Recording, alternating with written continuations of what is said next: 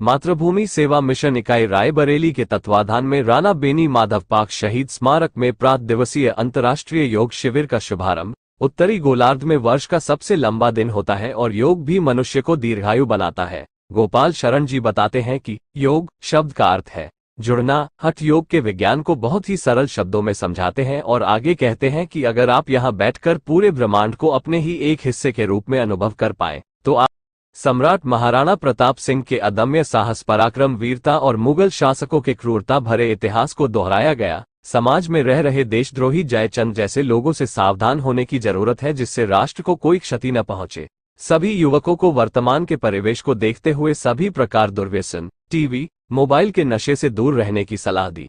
उसका उपयोग जागरूकता पूर्वक, होशपूर्वक करना चाहिए। ज्यादा से ज्यादा समय स्वाध्याय, भजन, सत्संग, सेवा और अपने व्यक्तित्व के निर्माण में लगाना चाहिए।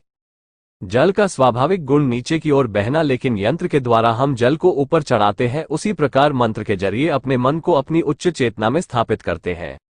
आदि विचार मुख्य अतिथि ने व्यक्त किए। विशिष्ट अतिथि डॉक्टर रोहित हसानी ने संस्था द्वारा किए जा रहे कार्यों की सराहना की। 3 दिवसीय अंतर्राष्ट्रीय योग शिविर में उपस्थित सभी लोगों को आहार विहार, दैनिक दिनचर्या में योग को शामिल करने के लिए कहा। उन्होंने कहा कि डॉक्टर का कार्य सिर्फ पैसा ही कमाना नहीं होता, बल्कि सेवा भी करनी होती है। प्रधानाचार्य महोदया संगीता मिश्रा ने वहां उपस्थित सभी आध्यात्मिक साधकों का उत्साह बढ़ाया एवं संस्था के सभी कार्यकर्ता बंधुओं के निस्वार्थ सेवा एवं कार्यों की प्रशंसा की। रायबरेली से ब्यूरो चीफ शशिधर त्रिपाठी की रिपोर्ट। आज हम यहाँ पर उपस्थित हैं, किस लिए उपस्थित हैं? हम सबको एक जगह एकत्रित करने का कार्य जो प्रदीप भैया जी ने मातृभूमि सेवा संस्थान के द्वारा यहाँ पर किया है, और हम काफी दिनों से ये कर रहे हैं। यहाँ पर रोज आते हैं, मेहनत करते हैं, योग करते हैं, सिर्फ हम सबको जागृत करने के लिए। इसमें निस्वार्थ भावना है इनकी, किसी प्रकार का कोई शुल्क नहीं है, कुछ नहीं है, लेकिन एक ये इच्छा शक्ति है कि हम सभी लोग स्वस्थ रहें, सिर्फ इतनी ही इनकी इच्छा। और इसके लिए ये जो योगा डे आ रहा है, योग दिवस आ रहा है 21 जून को, उसके लिए 3 दिवसीय कार्यक्रम जो यहाँ पे आयोजित किया गया है, उसमें बड़ी मेहनत लगी है। इतनी भीषण गर्मी में भी इस व्यवस्था को हम सब तो सुबह सुबह देख रहे हैं यहाँ आकर के और योग कर रहे हैं, लेकिन इस व्यवस्था को सुचारू रूप से चलाने के लिए कल की भीषण दोपहर भी इन्होंने यही बिताई है, तब हम यहाँ पर आकर के अच्छे तरीके से इस योग को कर पा रहे हैं।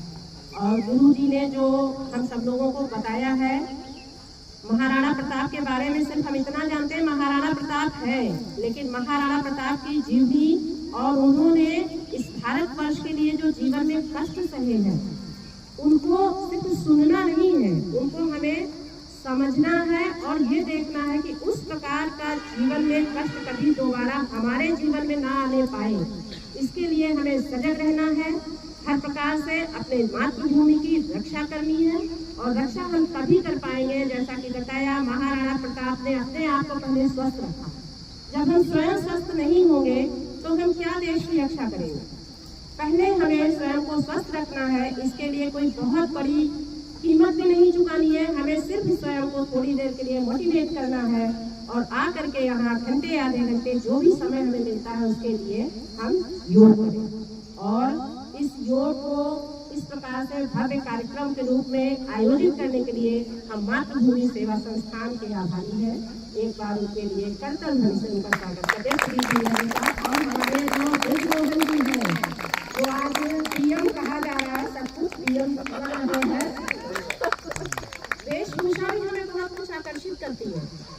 आज दूर से ही जैसे ही गेट के अंदर एंट्री लिया, रोज से कुछ अलग दिखे हमें पीएम भैया, हमें लगा नहीं, सच में ऊर्जा का संचार होता है इस तरह से। इनको देखकर आज ऊर्जा लगा, आज तो हमारा कुछ विशेष है। इसलिए कुछ ऐसी विशेष जब दिवस होते हैं तो हमें कुछ विशेष करते रहना चाहिए।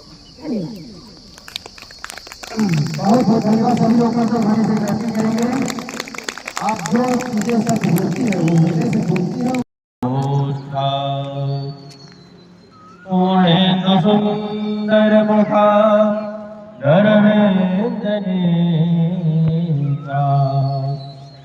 कृष्णात् परो किमपि